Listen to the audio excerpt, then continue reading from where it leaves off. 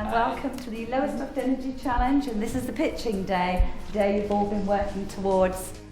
At the Aspire Centre in Lowestoft, students from 3 educational establishments are taking part in an innovative competition. We want to teach people to change and have an impact on the world we live in. There's a lot at stake, with £25,000 prize money available to fund the most convincing in-house energy conservation plans. Some goes on the solar panel to make the fan work. After 9 months' preparation, the students are ready to pitch to a panel of judges from Nesta, the National Endowment for Science, Technology and the Arts, and the enterprise agency Make Your Mark. Nesta's role is to build the UK's capacity for innovation, and a really crucial element of that is to support the development of young people's skills and attitudes, because after all, young people are going to be the ones who are solving the big problems in the future. Big problems like climate change, problems that we haven't even come across yet. The effects of climate change are affecting the world, the continent, the country and our town Lowestoft, and if everyone does their little bit, it will be, as Louis Armstrong said, a wonderful world. First up is Dean's High School from Lowestoft. There are many benefits to having a wind turbine at the Dean's High School, and the most important would be the environmental benefits. So if successful, this is how we'd like to spend the money. We feel this is the best option, since energy is generated from a renewable, readily available source. To prepare for the pitch, Dean's High School students surveyed where energy was being wasted in their school. They used a special plug that tested the levels of energy consumed by different appliances. They analysed their findings with the help of the environmental charity, the Global Action Plan. So what we thought we'd do is we'd actually take a look at what you found out since we were last in. None of the students switch off any gadgets or appliances in classrooms, like at the end of lesson, break and lunch and the end of day. And in year 9 and 10 there's no students do it. And in year 11 there's next to none. And in teachers there's a bit more. Okay. So I think we need to be teaching the students about how to switch them off and be more energy efficient. They want to try and look at generating electricity within the school site and reduce our carbon footprint through that route, and they're beginning to look at the possibility of buying and setting up a wind turbine at school. Joe? We've been looking at a lot of other ways to save energy as well, but we've decided that on the key point that we really do want a wind turbine. Okay, so you've been doing some other evaluation, but you're still focused on that wind turbine. It's an important part of the Lowestoft Energy Challenge that students take the initiative and decide on what research they want to do. The students themselves contacted local school Ellingham Primary, which already has a wind turbine, for more information and used it as a research model. We had Eon and CGen, and they came and saw the site, and they proposed the positioning of the wind turbine. They then wrote a report on all the details of the wind turbine, and it seems like it will be fine to go ahead. I think we're quite close. So even though it's going to take 8 weeks to get the planning permission, we are really confident that we're going to get this wind turbine. We're really going to push to try and get it. So I hope that's given you an overview of our project. But I'd just like to remember, this project is not about just building a wind turbine. It's about making a difference, about changing the future for the better. We deserve this money. Our project should be funded. Hello, I'm Linus. I'm Joe. We're from Poplars and we're just going to do a presentation about what we've been doing over the last 6 months. By far the youngest team taking part in the Lowestoft Energy Challenge are the Poplars Primary School pupils. We found out that it takes 7 solar panels to power 1 light bulb. These 8-year-olds have come up with some very ambitious plans to generate renewable energy. This is Louis.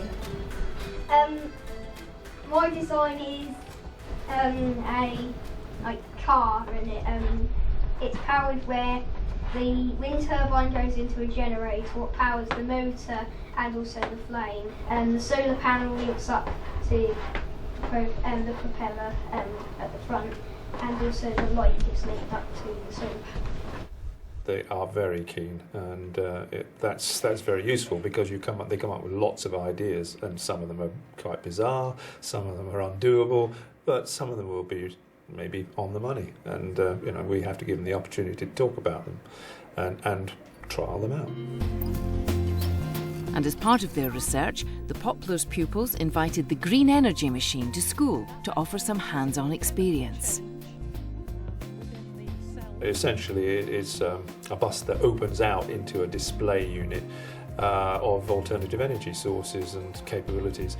But it allows children to go in and interact with all the kits that they have, turbines, solar energy panels. So that's very interesting for children to actually see. The sun shines on the panel. What's going to happen to the water? Heats up. It heats up. All right. Has anybody seen it on the roof of a house?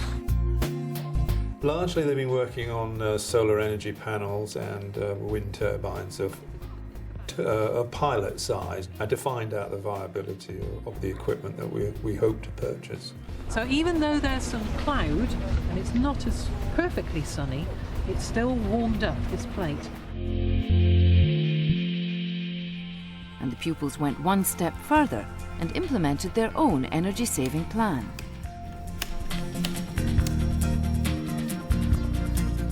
Four children a week are energy officers, and their job is basically to be an irritant to everybody else by switching all their lights off, shutting all doors and things of that sort. So we try to keep the place warm without too much energy being wafted out of windows as well.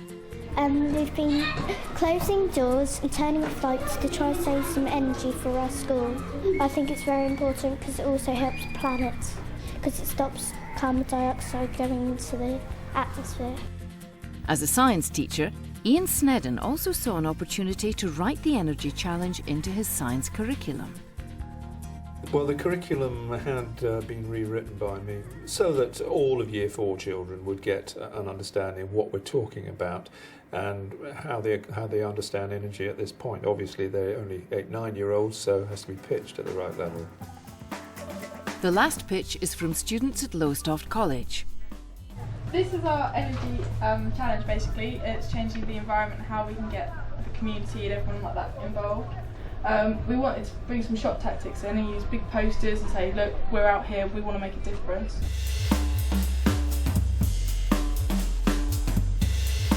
The main ideas for this pitch came out of a workshop with the Global Action Plan team. What's the project idea? What are the benefits of the idea for the environment, for the school, the college and the local community? GAP was a great resource to pull on because it actually helped the students look at possible ideas but also gave them the support to actually see how it could be made more realistic. About 3 years ago, someone created a sculpture called the Wee Man, which is waste electronic and electrical equipment. It's a giant sculpture made entirely from the amount of electronic waste one person would generate in their lifetime. The students decided to make a waste material sculpture in the shape of a tree. Working on a replica was a challenge that engineering student Emma took up. This is a model that we made to represent what we actually want to make, as in the wee tree. We've used things like pipe, gas pipe and stuff to sort of make model exhausts. Coke cans, as in that's what the oil drums are going to be. The washers are going to be the washing machine windows. The reason we want to make it 12 foot is because it will be big, it will be in your face, and because it's all eco-friendly and trying to save as much of the planet as we can. Right, we discussed biofuel and there are a lot of potentials with it. We've even got apparently we got some of the college staff have already checked into it, done some research on it. So apparently we've got all the oil, everything now already on site.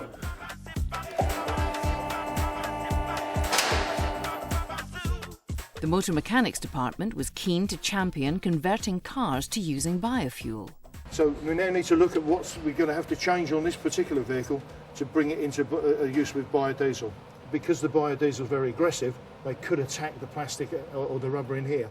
What is great is the students will get on the hands-on experience, so when they finish their course and go out into the industry, they're already up in the forefront of sort of like new change in motor vehicle technology. The carpentry department has also been involved. The carpentry team actually highlighted with their students that there was a vast amount of waste being produced from the carpentry and the boat building department in the form of sawdust and wood shavings. At the moment, that goes directly to a waste company, which I presume goes to landfill.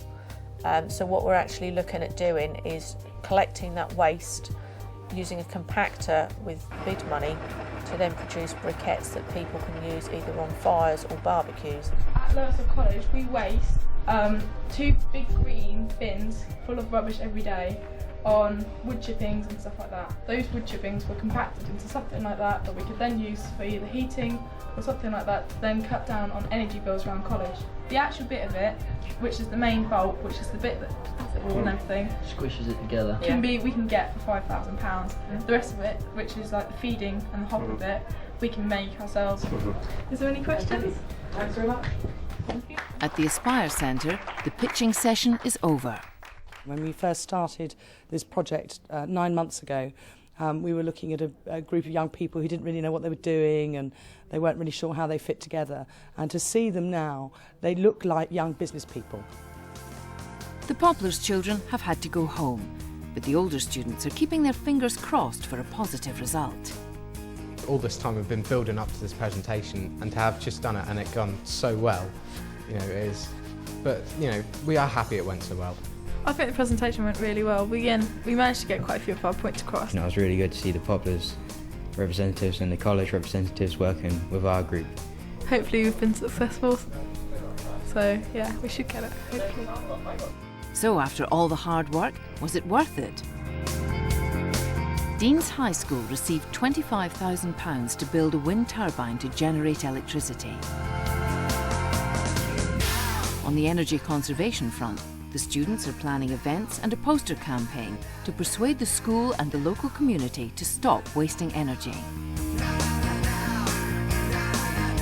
Poplars Primary School was given £2,000 to pursue energy generation options. And the pupils are well on their way to saving energy by continuing their monitoring system. The Lowestoft College Energy Group was awarded a grant of nearly £16,000 to implement building a waste sculpture, converting cars to using biofuel, and compressing waste sawdust into fuel logs. As a pilot project, the Lowestoft Energy Challenge has been a success. The hope is that the scheme will go nationwide. We're going to have a teaching pack available for teachers at primary, secondary and FE level. Because we want to show that this is the kind of thing that you could do in any school. And we hope that our teachers throughout the country will think this is a good idea, because it's a way of empowering their students to use their scientific knowledge, but also knowledge they have from their other subjects about their community, about their written skills, about their presentation skills, and bringing all of those things together. The panel of judges, I think, has been hugely impressed by the quality of the ideas that the young people have described to us, and also the passion and the professionalism with which the young people carried out their pitches. I've been amazed by the quality of the ideas today, and I'm really looking forward to working with these teams in future to make these ideas real.